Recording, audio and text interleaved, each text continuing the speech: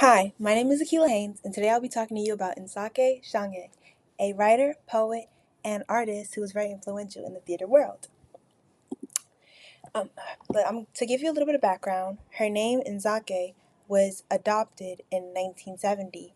Ntozake means she who came with her own thing, and Shange means one who walks like a lion. Her born name was Paulette Linda Williams, and she was born on October 18th, 1948, in Trenton, New Jersey. Her parents, Paul T. Williams and Eloise Williams, was a surgeon and a psychiatric social worker and educator. Her education, well, it started in St. Louis when she moved there in her high school years. And that time she'd experienced a lot of racism. And then she graduated and went to Barnard College.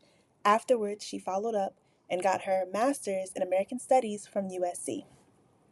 Her influences were great black artists and thinkers like Miles Davis and our very own W.E.B. Du Bois, because her household was very culturally affluent.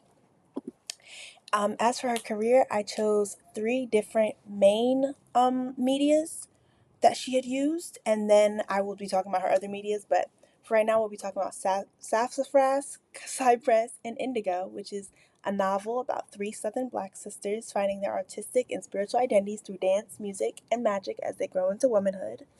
Spell number 7, a play set in St. Louis bar where black performers confront racism, stereotypes, and the struggles for artistic freedoms through storytelling and magic realism.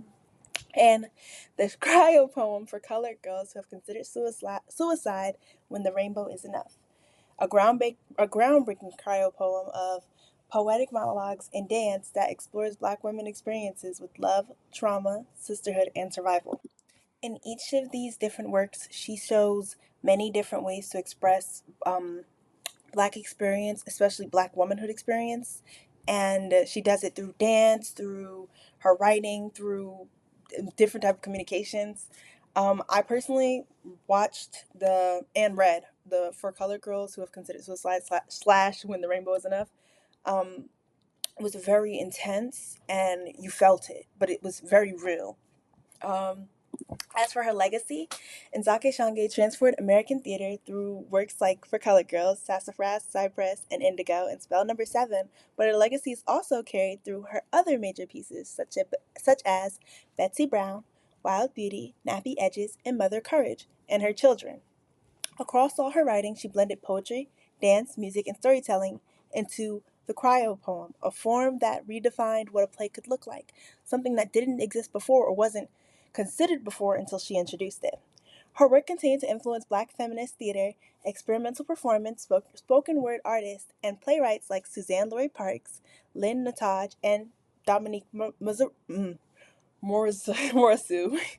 We talked about her a while ago, and it turns out my person influenced her.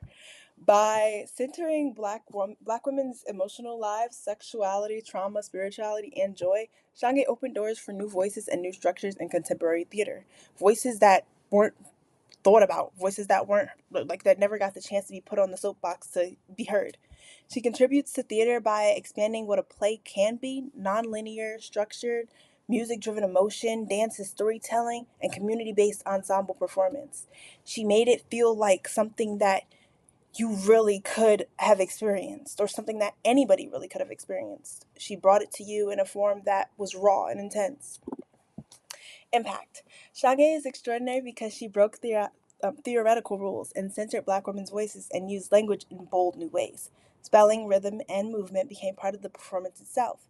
Critics described her as a trailblazer with stylistic revolutionary and the creator of a new theatrical language.